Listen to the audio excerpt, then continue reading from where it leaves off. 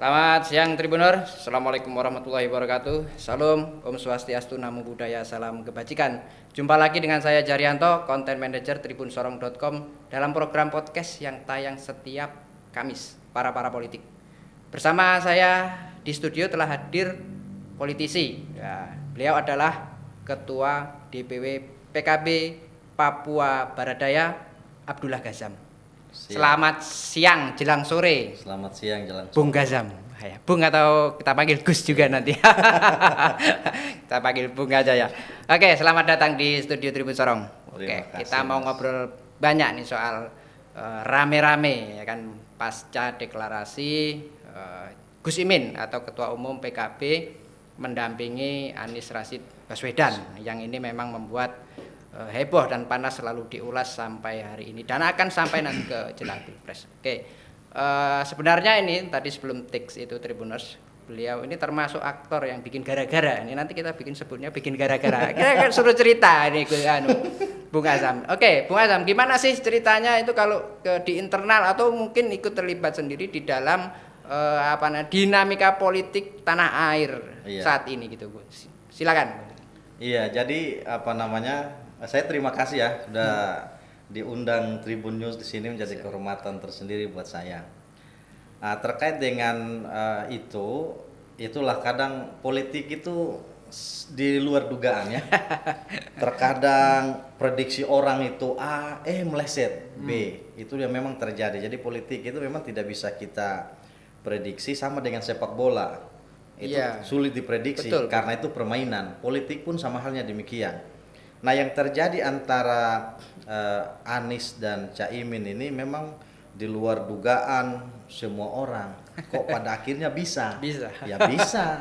Dalam politik itu apa yang tidak bisa? Bisa dalam politik. Betul. Jadi, tapi kan paling tidak cukup yang menghebohkan ya.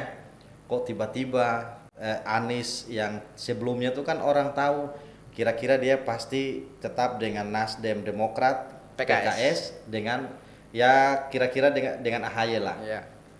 Begitupun Caimin dengan Gerindra, PKB kira-kira nanti dengan Caimin atau mungkin alternatif lain.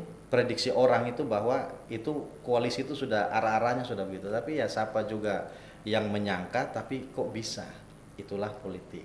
Dan memang ceritanya itu singkat, cepat.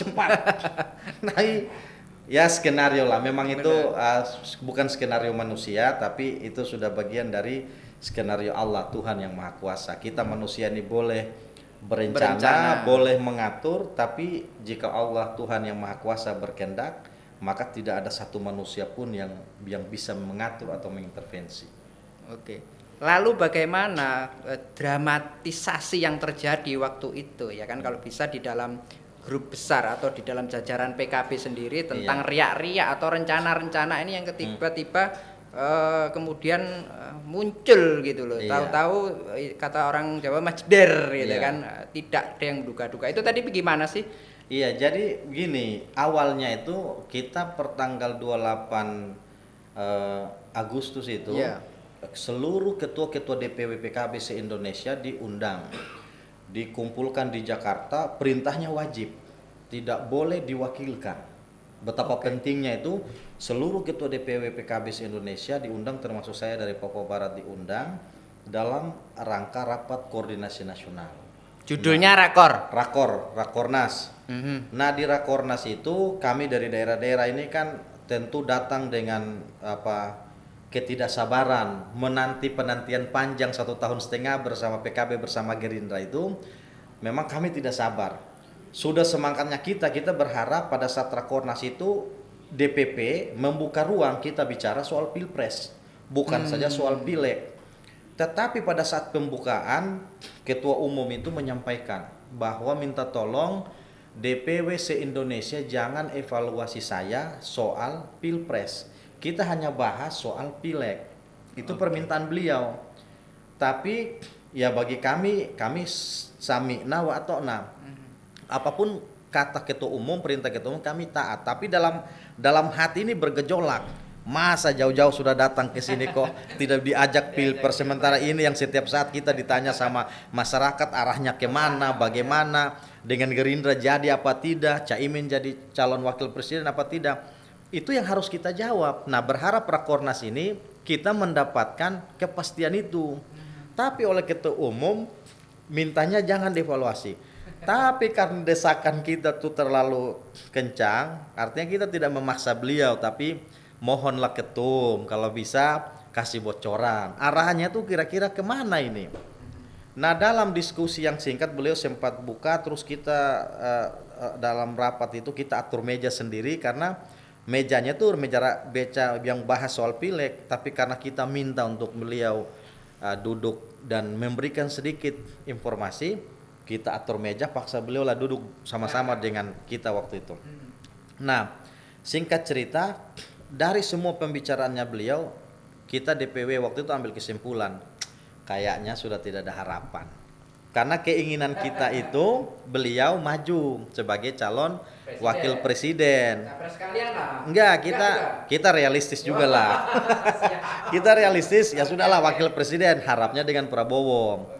Dan itu kita sudah jalan-jalan lah kemana-mana kan menyampaikan itu. Tapi setelah mendengar pernyataan beliau, kita punya kesimpulan sendiri, oh kayaknya harapannya tipis. Nah, tapi ya sudahlah, itulah politik. Nah, selesai itu beliau harus meninggalkan kita karena pergi ke acara PAN karena sudah terlambat. Nah, ini cerita unik di sini nih yang kadang orang tidak tahu. Jadi kita Rakornas di PAN itu kan juga ada acara harla. Mereka harla, kita Rakornas. Nah, beliau harus meninggalkan arena Rakornas karena memang juga sudah selesai. Beliau harus bergeser ke PAN. Nah, karena di sana sudah ditunggu. Di sana tuh sudah ditunggu Golkar, PAN sama Gerindra. Mereka nunggu, salah satu agenda tunggu di beliau itu untuk membahas perubahan nama koalisi. Salah satunya itu yang menurut saya, salah satu bahas soal arah koalisi yang mau dirubah. Nah, celakanya beliau terlambat. Dan orang yang bikin terlambat yang bikin terlambat itu saya pelakunya. Saya pelakunya karena sebenarnya ya itu memang kalau kita mau bicara itu sudah skenario, itu ada hikmahnya, memang Allah sudah mengatur demikian. Jadi ketika beliau sudah mau buru-buru jalan ini, saya bilang, ketum sabar Tum, apalagi ini teman-teman minta foto. Saya bilang begitu. Yang minta foto kalau 1-2 tidak masalah, 34 orang minta foto. Gantian. Jadi nggak foto bareng-bareng itu? Enggak. Satu-satu maunya gitu? Satu-satu. Wah ya, 1 menit kali kan sudah 30 menit itu. Dia bilang, ini saya mau acara, sabar Tum. Jadi saya yang bilang sabar Tum, karena saya yang bagian foto. Oh. Karena satu maju saya foto, saya foto. Kan lama tuh satu-satu. Ada yang di belakang bilang begini, Ketum terlambat, mau ke PAN itu acara PAN. Gabung aja jadi satu. Saya bilang, ini teman-teman mintanya satu-satu, bukan semua. Kalau foto bareng-bareng itu udah biasa, ini minta satu-satu. Akhirnya beliau juga teruti, karena memang ya kita mau bicara itu kan cuma alasan saja sebenarnya. Artinya bukan dibuat-buat alasan yang memang Allah sengaja kasih alasan hanya cuma alasan foto, terlambat. Nah betul, selain foto-foto beliau jalan menuju ke arena, ke kantor, ke hotel apa itu, acara PAN. Nah, ketika sampai di sana terlambat. Karena di sana itu tunggu beliau lama, acara sudah dimulai. Iya, acara sudah mulai kayaknya. Nah, karena mungkin nunggu lama, mereka lah rubah nama koalisi tanpa dari Koalisi Kebangkitan Indonesia Raya dirubah menjadi Koalisi Indonesia Maju. Celakanya perubahan itu tanpa sepengetahuan PKB dan Ketua Umum Gus Muhaimin. Bukan pengetahuan, mungkin karena telat tadi. Iya, telat. Okay. Ya, mungkin ya pengetahuan yang mungkin sudah inilah kasih bocoran-bocoran, tapi keputusan untuk merubah itu tanpa ada kehadiran Gus Muhaimin. Karena beliau terlambat. Mungkin saja pikiran mereka di sana, saya tidak tahu lah kondisi di sana waktu itu, tapi mungkin saja pikiran mereka tuh jangan-jangan PKB ini tidak ikut dalam ini, apa mereka ini, saya tidak paham lah kondisi di sana. Tapi apapun alasannya, mereka merubah keputusan itu sepihak dan hitungan detik. Itu celakanya di situ tuh. Kalau seandainya hari itu tidak ada acara foto-foto, saya yakin dan percaya kita hari ini masih bersama Prabowo dan Gerindra. Masih Iya. Kim lah. Karena mungkin. ikut menyetujui koalisi Indonesia Maju itu. Nah, celakanya di situ. Tapi ya memang itu bukan celaka karena itu sudah skenario Allah Tuhan yang Maha Kuasa. Nah, sehingga pada saat itu kemudian di sana juga sudah begitu, Ketua Umum kami datang, Pak Muhaimin datang, loh kaget sudah ada perubahan. Nah, terus ya otomatis kecewa, kalau kita juga kecewa. Kecewanya begini, masa naskah deklarasi komitmen bersama hitam di atas putih tanda tangan 2 ketua umum menghadirkan kami seluruh DPD, DPW seluruh Indonesia pada saat Prabowo dengan Gerindra itu mereka bikin komitmen bersama PKB Gerindra itu saya juga hadir di Sentul Bogor. Yang pertama juga iya, bareng-bareng. Yang bareng-bareng saya juga hadir waktu itu karena kita semua diundang. Bikin pernyataan yang begitu resmi, formal, bersejarah, momennya luar biasa. Masa hanya hitungan detik rapat 1-2 orang bisa merubah keputusan yang luar biasa besar. Itu kecewa kita. Artinya secara manusiawi kecewa wajar. Kalau mau rubah itu ya dengan cara-cara yang baik, beretika, santun, mekanismenya adalah musyawarah dulu.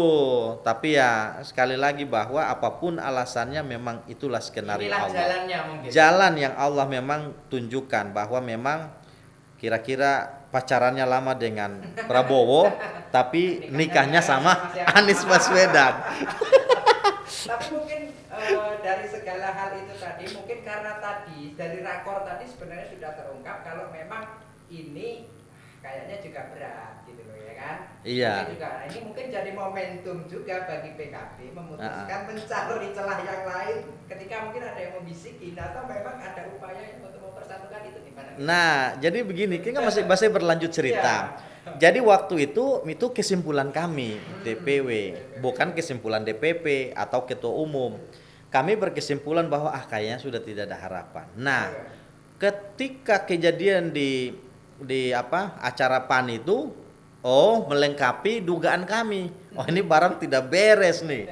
Akhirnya kita lihat ketum agak ekspresinya beda, dia agak kecewa, terus menganggap bahwa ini sudah tidak benar lah, artinya harapan itu memang sudah tidak ada karena ketika ketua umum itu sempat tanya salah satu ketua umum partai yang di Kim itu, dia dengan jelas menyatakan bahwa Prabowo final dengan si A. Itu sudah ada finalisasinya? Sudah, itu kan artinya bahwa kalau dia menyampaikan itu berarti sudah ada pembicaraan khusus antara Prabowo, Erlangga dengan PAN, Zulkifli Hasan. Nah, sehingga nama itu dimunculkan. Nama itu dimunculkan. Saya sebutkan saja. Yang disebut itulah Erick Thohir. Erick Thohir yang disebut. Artinya harapan untuk Prabowo dengan Erick Thohir itu arahnya sudah hampir final. Nah, sementara di dalam naskah komitmen bersama itu PKB dan Gerindra penentuan presiden dan wakil presiden adalah hak mutlak Prabowo dan Gus Muhaimin. Pada waktu itu jelas hitam di atas putih komitmennya ada. Nah, artinya bahwa Gerindra yang kemudian mengkhianati dalam tanda petik mengkhianati itu. Sehingga lanjut ceritanya tuh karena posisi kita juga ikuti perkembangan, kecewa, beliau balik. Ketua Umum Gus Muhaimin balik, perintahnya kita rapat. Rapat lagi dan itu rapatnya terbatas. Kalau tadi melibatkan seluruh DPW, seluruh pengurus DPP, ini kita hanya sekitar 10 orang. Saya salah satu orang yang diajak. Perwakilan saja. Iya, orang-orang tertentu saja yang dipanggil masuk dalam ruangan tertutup dan tidak boleh ada orang yang tahu, steril. HP waktu itu kita ini semua tidak boleh bawa HP, kasih mati, HP dikumpulin semua. Saking rahasianya itu kita rapi, tidak boleh ada yang cuman sekitar 10 orang itu dalam ruangan itu. Kemudian ketua umum menyampaikan perkembangan yang terjadi di sana. Nah, itulah hebatnya beliau dalam kondisi kecewa, panik atau galau itu karena dia orangnya humoris, ya dibawa kita tuh dalam guyonan. Ada saja bikin lucu-lucu. Saya memang suka juga lucu, tapi situasi itu mohon maaf saya tidak bisa ketawa. Saya tegang. Iya, semua boleh ketawa tapi saya tidak bisa ketawa. Saya tegang karena saya ikut merasakan apa yang beliau rasa karena cukup lama ini penantian, pengharapan, perjuangan yang cukup lama, artinya tidak ada tanda-tanda baik. Ya akhirnya sudah kita dikumpulkan di situ bicara yang juga kira-kira begini, buntunya begini. Kita di Gerindra hampir pasti sudahlah kita kecewa karena mereka mengkhianati. Pupus lah ya. Iya, pupus itu. Berarti kasarnya hari itu putus dengan Gerindra. Ibarat orang pacaran putus nih. Putus kita nggak jadi nikah, kita putus. Tapi itu masih kesimpulan sementara, bukan final. Nah, tapi kita mau menikah dengan siapa? Kira-kira kan begitu kan? Karena ini calon pengantin Ramiati, kita mau nikah dengan siapa? Ada 2 calon pengantin pria. Ada Mas Ganjar sama Anies. Kalau Ganjar gampang karena dia sudah ada komunikasi. Tapi kalau ke Anies ini pintu masuknya bagaimana? Ini nih. Itu memang belum ada sama sekali.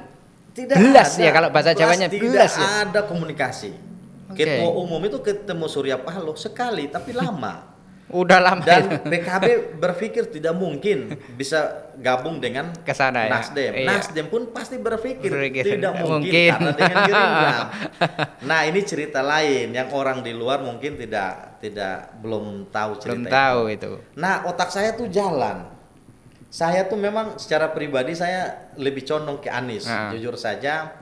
Tapi karena waktu itu memang perintahnya ke Prabowo, ya kita manut. Kita tidak bisa melawan keputusan partai. Kalau personal pribadi saya memang lebih condong ke Pak Anies.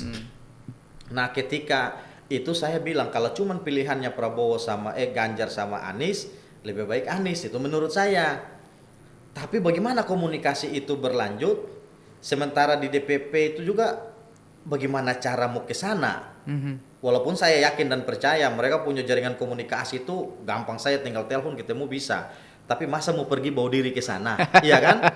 Nah, sehingga saya punya inisiatif sendiri yang itu saya lakukan di luar sepengetahuan, baik di DPP, ketum dan pribadi lah, personal lah ini. Personal pribadi saya. Artinya semua cara dipakai. Jalurnya saya pakai, mungkin jalur teman-teman lain juga dipakai untuk bagaimana bisa mengkomunikasikan itu dengan Anies Baswedan. Lalu saya telepon. Ada satu orang di sini, tapi saya tidak boleh sebut namanya karena dari beliau, partai juga, ya kan? Tidak, beliau pegawai. Oh, pegawai malah. Rahasia. Oke. Beliau kirain partai juga nih. Orang penting salah satu orang penting di provinsi Papua Barat Daya. Tapi punya jaringan yang cukup dekat dengan Anies Baswedan. Cukup dekat. Saya telepon beliau. Nomornya aktif tapi tidak angkat. Saya bilang, sudah tidak bisa nih. Saya WA besok pagi baru respon karena beliau mungkin tidur. Orang kedua saya hubungi. Orang kedua yang saya hubungi itu sebut nama nggak perlu nih? Perlu nggak? Jangan. Tidak tapi perlu. Dari parpol lah yang penting ya kan. Salah satu pimpinan partai politik itu abang saya juga. Dan sebenarnya nggak apa-apa. Beliau tahu ini tidak apa-apa. Beliau karena saya dengan beliau tuh sudah sangat dekat. Adik kakak namanya adik kakak. Nah, saya telepon, abang bantu saya. Ini saya tahu abang ini ada di sana. Tapi ini penting, kan abang secara personal dekat dengan Pak Anies. Saya minta tolong bang, ini ada pintu masuk. Ada pintu masuk untuk PKB gabung dengan apa namanya? Dengan Nasdem, dengan Anies. Untuk mendukung Anies, ini ada pintu masuk. Dia bilang, yang serius. A1. Saya ini baru selesai pertemuan dengan ketua umum. Masih kurang bukti, saya kirim foto. Tapi karena dia percaya, karena dia tahu selama ini saya punya kedekatan dengan Pak Muhaimin itu kan luar biasa. Akhirnya tapi sudah malam, itu kayaknya per jam 1 malam itu. Di sini? Di sana. Di sini dan dini hari. Jam 3 itu. Akhirnya dia bilang, nanti saya coba sambung. Nah, dia coba sambung dengan Pak Anies. Nah, mungkin karena Pak Anies itu sibuk, akhirnya besok dia ketemu sama ibunya Anies. Yang disebut dengan ibu dan guru spiritual lah. Ibunya Pak Anies. Nah, pada saat itu mungkin saja ibunya Anies itulah menyampaikan ke Pak Anies. Hitungan berapa saat kemudian Pak Anies sama istrinya pergi ke Jombang, ketemu ibunya Gus Imin. Nah, entah cerita yang dengan abang saya itu nyampe atau tidak, bahwa usaha itu sudah dilakukan. Tapi di satu sisi juga, di lain pihak mungkin juga ya, saya yakin seyakin-yakinnya oleh personal DPP itu juga membangun komunikasi intens dengan pengurus di Nasdem atau sebaliknya begitu. Tapi waktu itu saya bilang begini, abang ini pintu masuk. Sebaiknya Pak Anies saya bilang tidak sebut Nasdem, saya bilang Pak Anies masuk duluan sebelum ini keluar ke publik. Karena waktu itu belum rame. Iya. Karena yang tahu kan kita orang-orang tertentu saja tuh. Saya bilang abang ini pintu masuk sebelum keluar ke publik. Karena saya yakin ketika dia rame di publik, saya yakin orang pertama yang datang ke PKB itu adalah Ganjar. Karena mereka lagi tunggu momen pintu masuknya.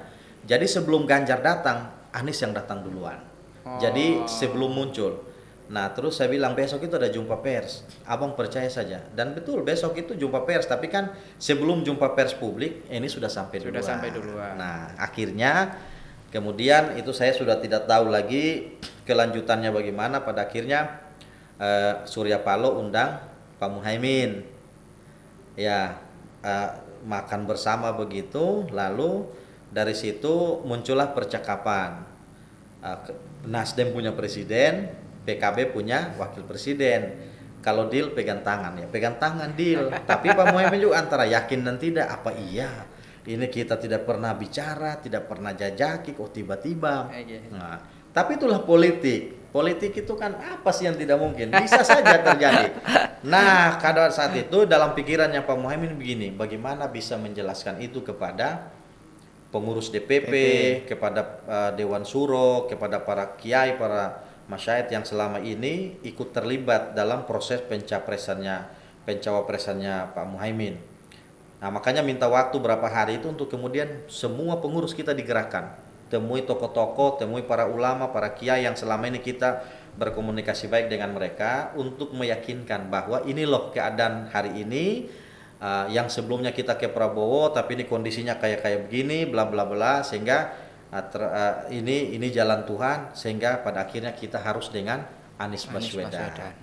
Nah, setelah itu sudah diterima, maka kelanjutannya itulah di Surabaya. Ya, di hotel itu deklarasi. Di hotel yang bersejarah itu. Oke.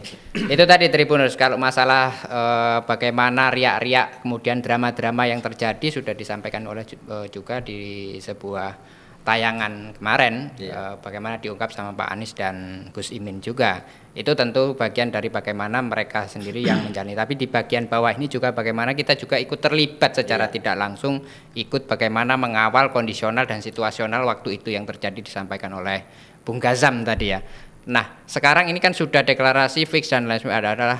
Berikutnya adalah tugas di bawah ini adalah memenangkan. Nah, memenangkan ini kan cukup banyak caranya. Kemarin sudah ada dukungan dari paguyuban, relawan dan lain sebagainya. Tentu ini ke depan juga tentu akan mengalir atau kita juga dari partai secara hierarki tentu bergerak selain memenangkan dan merebut suara di pileg juga ini Bung Gazam. Ini tugas selanjutnya dari DPW sendiri kalau Bung Gazam ini apa yang akan dilakukan setelah deklarasi fix kemarin? Iya, jadi kami dari DPW PKB Papua Barat Daya setelah deklarasi kemarin memang hari ini kami lagi menyusun untuk melakukan rapat koordinasi wilayah.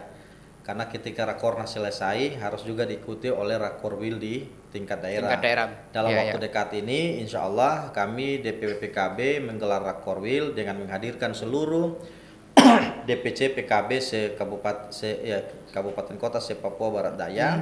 Anggota DPRD, Badan Otonom, Dewan Suro kami libatkan untuk kemudian menjelaskan ini karena walaupun memang di media sudah, tapi secara etika dan mekanisme organisasi itu harus kami menjelaskan terkait dengan kondisi dan perkembangan ini sehingga kemudian dalam rakorwil itulah yang akan kita bahas terkait dengan tindak lanjut dari deklarasi.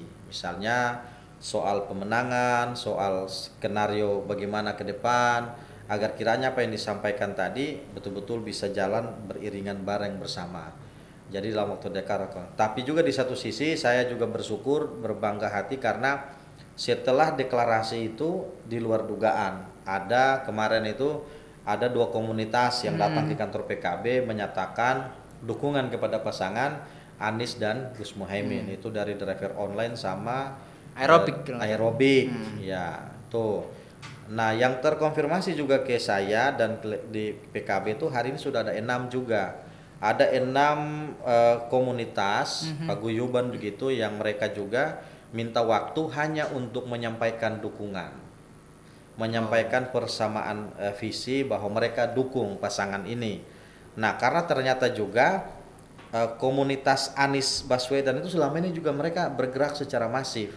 Karena kemarin juga ada ketua ABRI, namanya ABRI itu Anies Baswedan, RI ABRI 1. 1, ABRI 1, Anies Baswedan RI 1. Ketua wilayahnya ketemu sama saya di kantor. Dan komunitasnya siap, kemarin maksa diri untuk ketemu, saya bilang aduh saya capek, nanti kita atur waktu. Intinya terkonfirmasi ada 6 komunitas yang hari ini mencoba untuk menyampaikan deklarasi secara terbuka. Dan saya juga yakin dan percaya masih ada lagi ke depan dukungan-dukungan, dan kami pada prinsipnya terbuka dan sangat terbuka untuk menerima kehadiran mereka.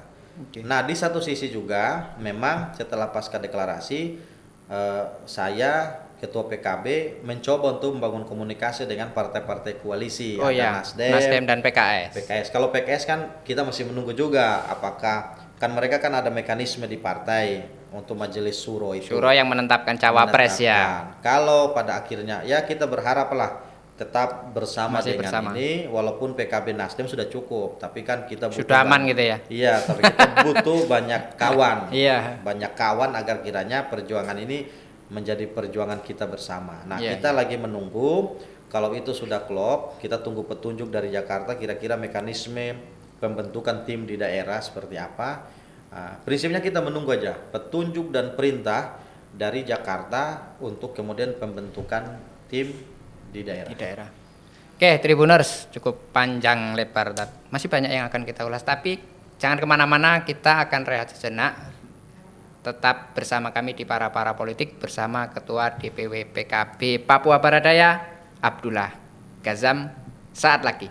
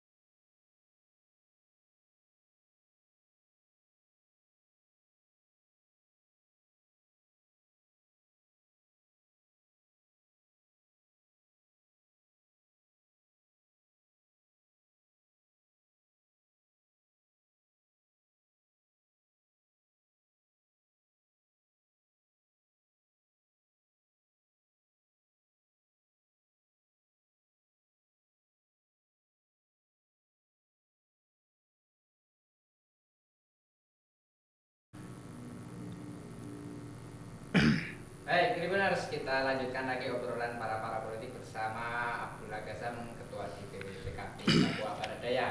Oke, Bung, tadi kita sudah banyak bagaimana nanti mekanisme selanjutnya adalah memenangkan beliau, tentu akan ada rapat-rapat selanjutnya. Yeah. Bagaimana mematangkan strategi dan sebagainya itu bagian dari strategi. Tapi kita mau kulik bagaimana sebenarnya Gus Azam ini punya kedekatan khusus dengan seorang Muhaimin Iskandar atau Caimin.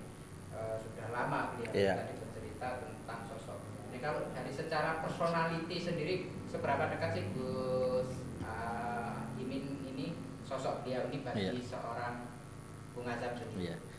Kalau mau bilang seberapa dekat, saya tidak bisa menceritakan, tapi tidak bisa bilang seberapa dekatnya. Tapi kalau boleh saya sampaikan, saya bergabung di PKB itu 2008 dan saya salah satu pelaku penyelamatan PKB, kan waktu ada 2 versi. Saya ikut andil dalam penyelamatan itu di Papua Barat untuk bagaimana ada kepengurusan di situ, itu saya sudah terlibat. Nah, sehingga dari situ saya kenal baik beliau juga tahu karena saya juga ikut dalam penyelamatan itu, dalam histori PKB itu saya ada di situ. Ketika beliau jadi menteri itu saya sudah dekat. Jadi waktu beliau menteri tenaga kerja, saya dekat dengan beliau. Bahkan di beberapa momen itu saya sama-sama beliau di satu mobil itu jalan. Waktu itu saya belum jadi apa-apalah. Nah, terus berlanjut sampai dengan hari ini, alhamdulillah saya dipercaya oleh menjadi ketua DPW PKB, mulai dari ketua Papua Barat sampai Papua Barat Daya. Saya punya kedekatan. Jadi kalau ditanya seberapa dekat, kira-kira beginilah. Kalau saya tidak dekat, tidak mungkin saya menjadi ketua DPW PKB Papua Barat Daya. Gitu ya. Dan itu menjadi ketua tercepat. Diketuk palu DOB Papua Barat Daya. Jadi hari ini SK saya keluar. Jadi langsung ikut juga. Langsung mekar juga dia. Karena saya susun sendiri, beliau tanda tangan. Jadi begitu DOB, iya. Enggak selama setelah itu DPW langsung dibentuk. Langsung dibentuk. Artinya karena kedekatan dengan beliau, ya sudah, apa yang saya minta beliau dengan sangat tidak berat untuk kemudian ACC eksekusi. Jadi sedekat itulah kira-kira. Jadi kalau ditanya seberapa dekat, ya kira-kira dekat. Karena kalau tidak mungkin dekat, tidak mungkinlah jadi ketua DPW. Langsung ya. Langsung. Oke. Pernah berjalan bareng, jalan-jalan dalam kunjungan kerja, atau sebenarnya bukan kunjungan kerja ya, cuman berdua saja masalahnya karena ini jalan berdua ini selama beberapa hari dalam lawatan ke luar negeri. Nah itu gimana, bisa diceritain itu? Iya.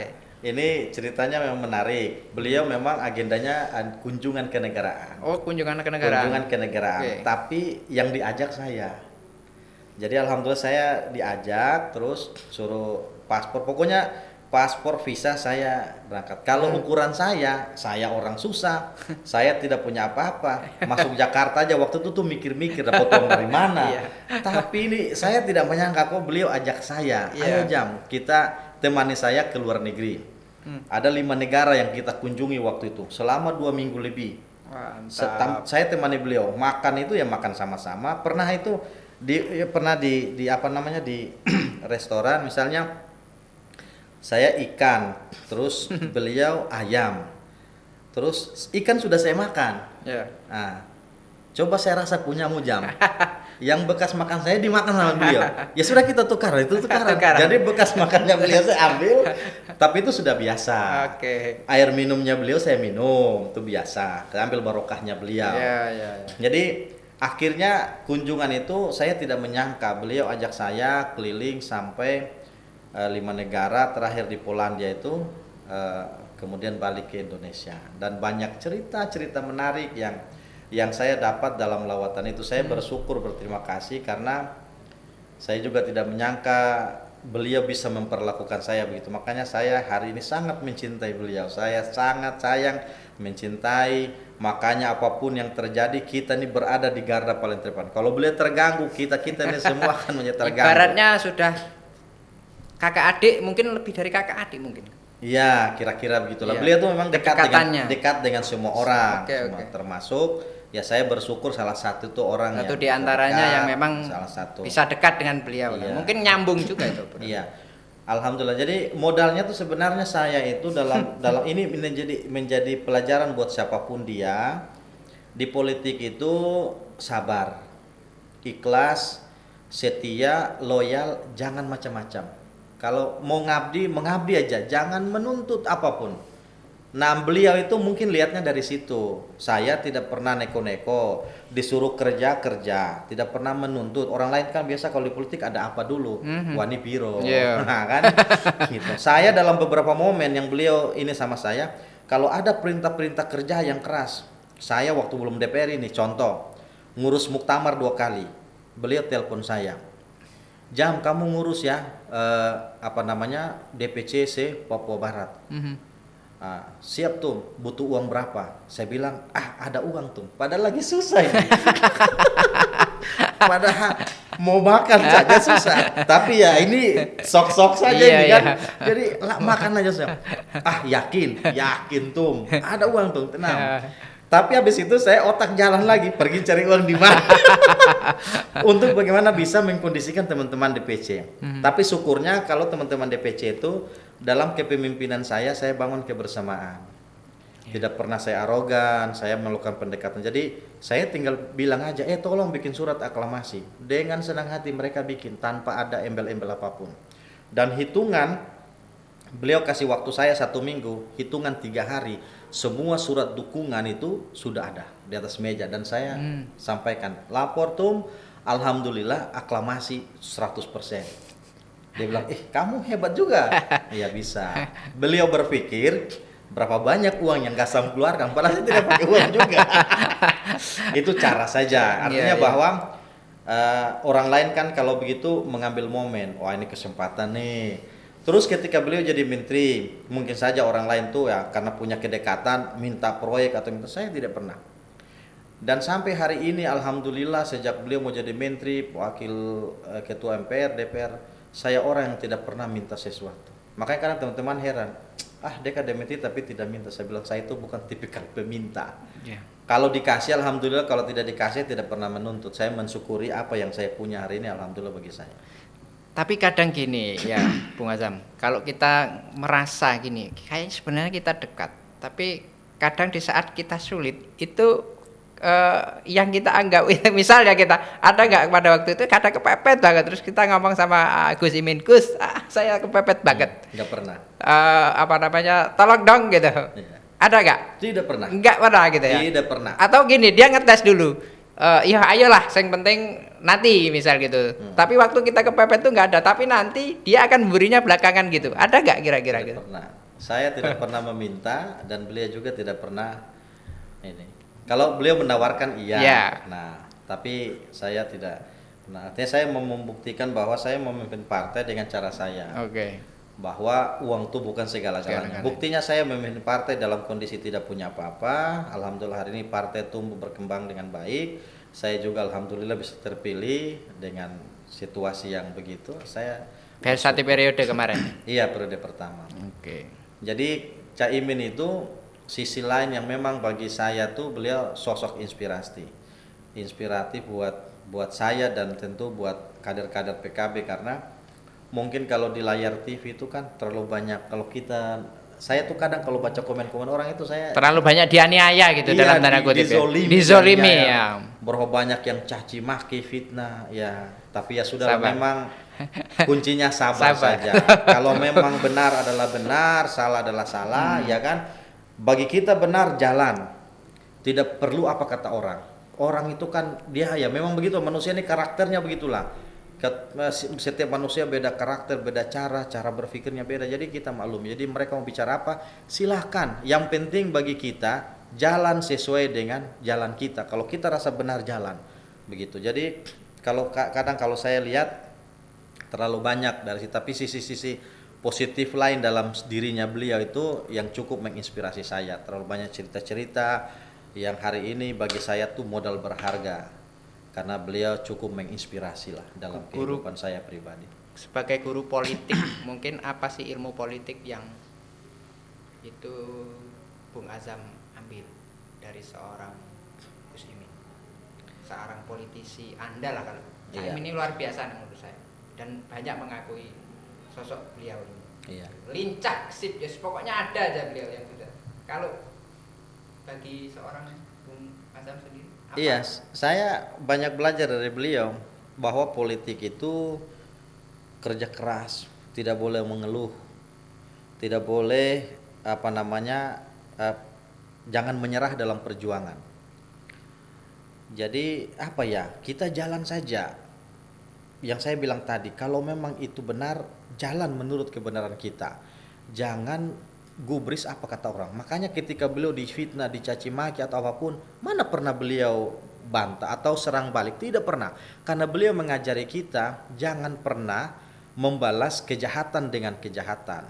Kalau orang berbuat jahat kepada kita, kita terima. Bahkan kita bersyukur dan berterima kasih kepada yang bersangkutan. Karena begini misalnya nih, orang fitnah saya, orang maki saya, orang zolimi saya tidak perlu balas. Kenapa? Ada dua keuntungan bagi kita orang politik. Keuntungan pertama, misalnya orang bilang, Gazam ini begini-begini. Harusnya saya bilang terima kasih bro, makasih. Ayo dibicara lagi. Karena karena bagi kita orang politik itu bagus. Bagus kenapa? Karena sesungguhnya mereka itu ikut membantu menaikkan popularitas kita secara tidak langsung. Berapa banyak orang yang kenal Abdullah Ghazam itu karena pelaku-pelaku itu tuh. Karena orang-orang yang suka bicara-bicara saya, itulah mereka yang membantu. Makanya mana pernah saya lawan, tidak perlu. Kampanye gratis dong. Kampanye gratis. Caimin pun begitu. Siapa orang yang tidak kenal Caimin? Kenapa? Karena berapa banyak orang juga yang bicara Caimin. Itu kan popularitas. Bener. Bagi orang politik itu dibutuhkan. Makanya kalau dapat kayak begitu, jangan kita baper, jangan kita marah, jangan kita kecewa.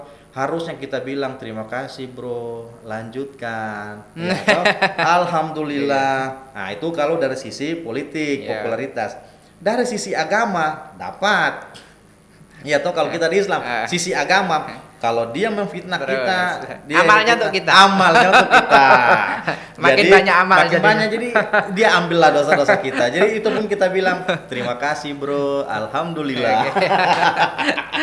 Baik Bung, kita mau sudah sampai di penghujung acara ini ngobrol. Tapi ini sebelum nanti closing, persiapan pileg ini tentu pematangan sebagai ketua DPWP terus ke nanti di DPD secara hierarki ini bagaimana para caleg nanti juga mempersiapkan diri setelah DCS nanti itu. DCS sudah aman, kayaknya nggak banyak yang tanggapan.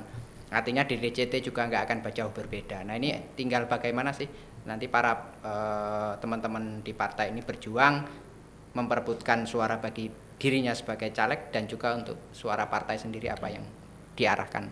Ya, alhamdulillah kalau kita di PKB secara khusus di DPW, Bacalek, DPR Provinsi di 6 dapil, alhamdulillah terisi 100%. Oke. Dan 100% itu pun alhamdulillah juga terisi oleh tokoh-tokoh yang berkompeten. Kita juga bukan sembarang ambil orang. Jadi dia tokoh berkompeten, tapi kira-kira nanti bisa bertanggung jawab terhadap rakyat ketika dia terpilih. Makanya seringkali saya bilang modal berharga kita itu bukan soal menang saja. Percuma kita menang tapi tidak bermanfaat. Lebih baik jangan menang sekalian biar tidak menjadi beban rakyat.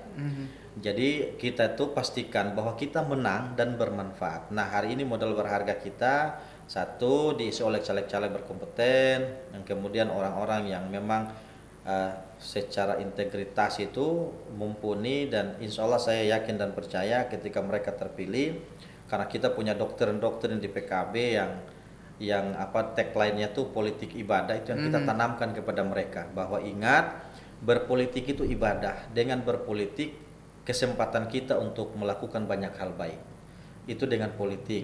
Jadi dengan kalau kita maknai politik itu ibadah, sesungguhnya kesempatan bagi kita untuk melakukan banyak hal baik, dan itu terus kita tanamkan kepada para caleg-caleg kita. Nah sehingga mudah-mudahan dengan modal-modal itu hari ini juga kami terus gerakan mereka ke seluruh ke akar rumput agar kiranya memperkenalkan diri. Itu sekaligus doktrin dan proses edukasi pembelajaran kepada para caleg. Kenapa begitu? Karena membiasakan diri mereka dekat dengan rakyat. Karena mohon maaf, kebanyakan anggota DPR itu, ya kita-kita inilah, bukan kita-kita ini kalau sudah jadi anggota DPR itu selalu lupa dengan sama rakyat. Konstituennya. Ya. habis manis sepah dibuang. Nanti kalau sudah jadi DPR, kaca mobil kasih naik tutup rapat. Ya, saya bicara kita saja, ya kan? Jadi itu kelakuannya kita. Nah, jauh dengan rakyat. Olehnya itu saya bilang teman-teman, jangan. Pastikan bahwa caleg anggota DPR PKB itu tidak boleh berjarak dengan rakyat. Makanya hari ini kita kasih penugasan. Penugasannya itu dekat dan belajar diri dekat dengan rakyat. Akhirnya kira-kira kalau dia terpilih nanti, dia sudah paham caranya. Kemudian kita pembelajaran politik kemanusiaan. Jadi setiap caleg di PKB itu kita tugasi minimal dalam 1 bulan wajib hukumnya dia cari orang susah tuh di mana. Itu sebulan? Setiap bulan. Oke. Apalagi nanti doktrin itu akan semakin kuat ketika sudah daftar caleg tetap. Itu harus diajari. Mau pergi datang kasih gula 1 kilo terserah, mau kasih beras 1 karung 5 kilo terserah.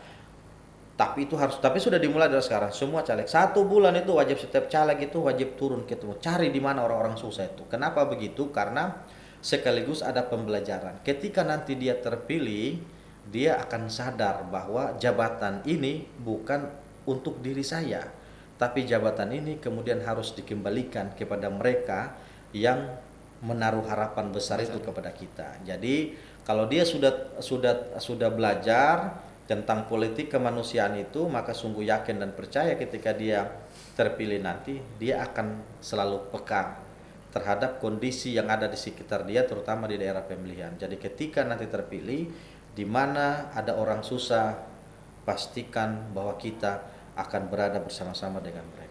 Oke, Tribuners, itu udah sekalian closing statement tadi arahan itu. Oke, jadi politik kemanusiaan menjadi kunci bagi para caleg nanti ketika akan berkontestasi dari khususnya dari PKB.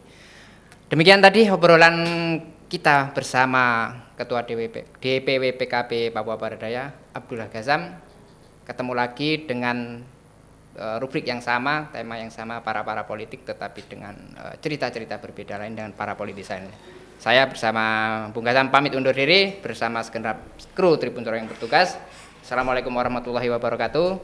Shalom, Om Swastiastu, Namo Buddhaya, salam kebajikan, dan sampai jumpa. Terima kasih. Sama-sama, saya juga terima kasih.